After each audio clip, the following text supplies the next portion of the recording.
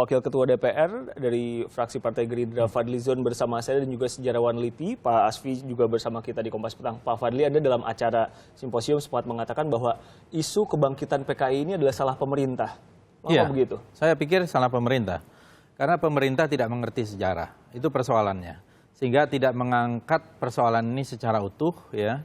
Kalau kita melihat masalah komunisme itu harus utuh melihat bagaimana sejarah komunisme itu, termasuk komunisme itu, ya, PKI itu tidak punya kontribusi dalam proklamasi kemerdekaan Republik Indonesia, ya. Dan kemudian karena itu tahun 48 berusaha mengambil alih dan mau melakukan pemberontakan. Dan ketika itu Bung Karno, ya, yang mengatakan pilih Soekarno-Hatta atau PKI musuh. Meski dulu PKI jadi salah satu partai terbesar di Indonesia. Dulu tuh kapan?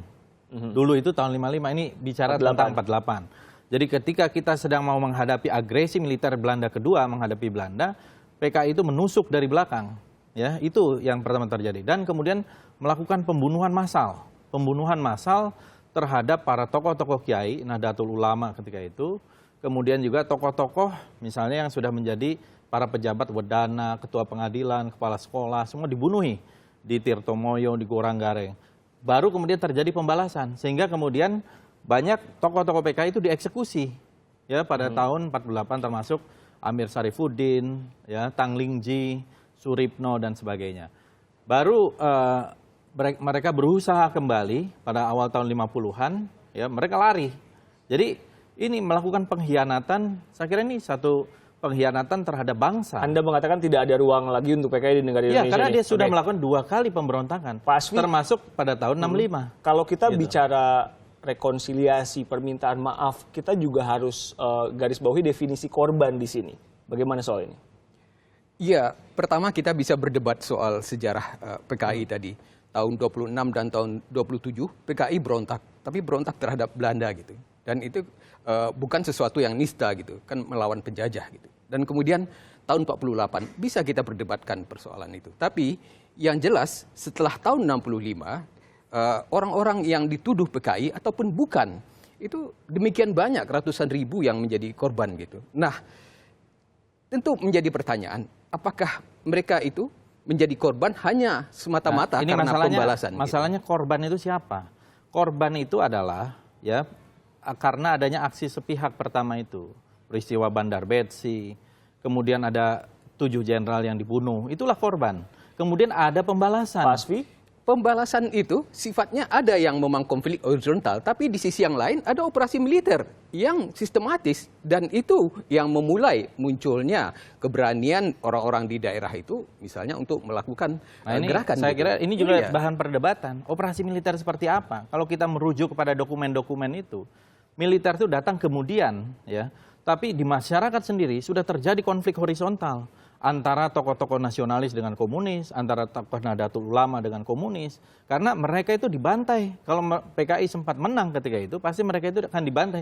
Seperti halnya yang terjadi di Kamboja dan negara-negara komunis yang lain. Pak Fadly, jadi menurut Anda tidak perlu meminta maaf, tidak perlu rekonsiliasi? Ya, meminta maaf pada siapa? Rekonsiliasi bahwa ada jutaan orang yang dibantai? Anda tahu jutaan dari mana?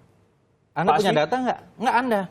Iya tahu. Tentunya jutaan dari mana? Soal jutaan itu kan memang sudah disebut-sebut di dalam. Disebut di mana? Ya, di dalam berbagai buku ilmiah. Ya, apa? Robert Cribb misalnya. Tidak ada itu. Oh, tidak bahwa ada. Di buku ada korban, ya. Oke. Ada korban, ya. Kedua belah pihak ada korban. Korbannya banyak, relatif banyak, ya. Tetapi kemudian ini jangan menjadi seperti peristiwa di Holocaust harus 6 juta sekian, tidak bisa. Oh ya, tidak sampai demikian gitu. Saya kira. Tapi jangan juga dikatakan hanya 10 orang konflik yang korban gitu. Ketika itu, ya, antara kedua belah pihak yang pro dan kontra. Situasinya dibunuh atau membunuh ketika itu. Nah, banyak korban. Ada yang tidak berdosa, ada yang tidak berdosa. Nah, dari kedua belah pihak, apakah para tentara itu juga berdosa? Mereka dibantai seperti itu. Jadi coba Anda lihat sejarah dulu. Seperti Pol Pot di Kamboja, anak bayi pun dibantai di sana, ya. Yang bekas punya kacamata pun seperti Pak Asfi, kalau zaman itu dilihat ada bekas kacamata pasti dibunuh. Ya, kasusnya berbeda sekali dengan Kamboja, karena di Kamboja itu kaum komunis yang melakukan, tapi di sini itu mereka yang dibantai. Kaum komunis yang melakukan yang pertama kali peristiwa Peltu Sujono, Bandar Betsi. Peristiwa Sujono itu sudah diadili dan pelakunya sudah dihukum. Termasuk itu sudah 7 jenderal dan sebagainya. Nah, Apakah itu dianggap sesuatu yang... 6 orang jenderal itu sudah diadili di Mahmilub. Ada 36 perkara Mahmilub. Dan kemudian ratusan. terjadi ada konflik horizontal yang tidak. Nah, ini yang saya kira harus diluruskan. Rekonsiliasi sudah terjadi secara alamiah.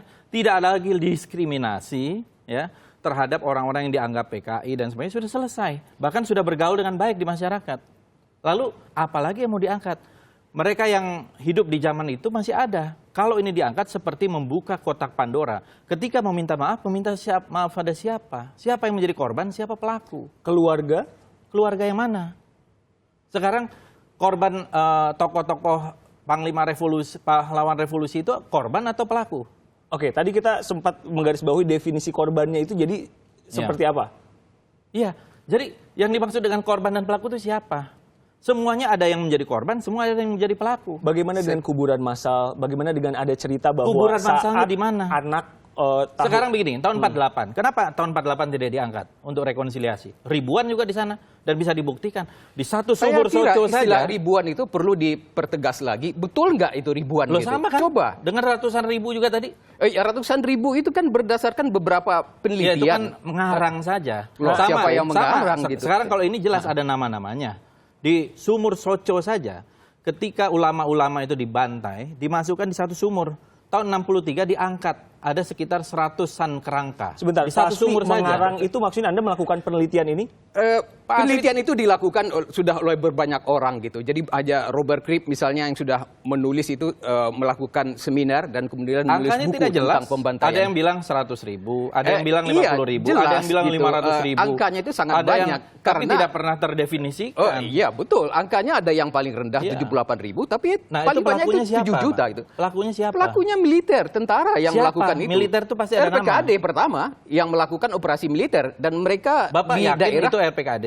Iya, mereka kan ada kesaksian juga. Ini kesalahannya. Oh, Sarwaidi itu mengakui gitu, dia melakukan operasi. Di mana dia mengakui? Di dalam biografinya dan dia melakukan saya kira tidak ada di dalam biografi dengan pemuda-pemuda tidak ada dan di dalam biografi Sarwaedi. Bapak sebagai sejarawan harus hati-hati mengatakan bahwa dia mengakui membunuh orang. Oh tidak, dia mengatakan dia melakukan operasi militer dan di dalam operasi militer itu operasi militer itu dalam rangka pemulihan keamanan dan ketertiban. Bukan dalam rangka itu dalam penumpasan rangka PKI. Super Semar. Oh bukan, apa hubungannya dengan Super penumpasan? Semar? Kan Super Semar itu pembubaran PKI dan kemudian itu yang dampaknya. Penumpasan itu dilakukan sejak bulan Oktober sampai Desember gitu. Jadi bukan setelah Maret tahun 66. Ya, itu kan kalau kita lihat konflik horizontal, tuntutan masyarakat saja pertama itu adalah Tritura itu adalah pembubaran PKI. Ya, itu kan bulan Januari. Pembantaian itu sudah berlangsung itu. Sebelumnya juga sudah ada. Jadi, iya, tapi kan pembantaian itu sejak bulan Oktober, November, perlu Desember. Dibuktikan, Pak. Kalau Bapak menuduh militer yang melakukan, Bapak buktikan. Saya menuduh militer melakukan operasi dan di daerah-daerah mereka melatih pemuda gitu. Itu ada di dalam buku Sintong Panjaitan, di dalam buku Sarwaedi. Itu harus dibuktikan. Kalau digugat, gugatlah. Tokoh militernya siapa?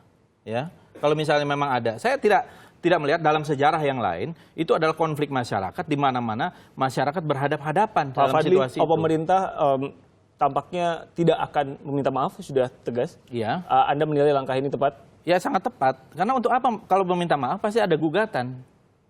Iya dong, meminta maaf berarti ada siapa yang namanya dalam konflik seperti itu ada korban, ada perpetrator, pelaku. Ya kan, ada victim, ada perpetrator. Tapi ada negara juga yang seharusnya melindungi warganya yang meninggal dunia saat itu. Negara dalam situasi seperti apa? Itu dalam satu proses transisi.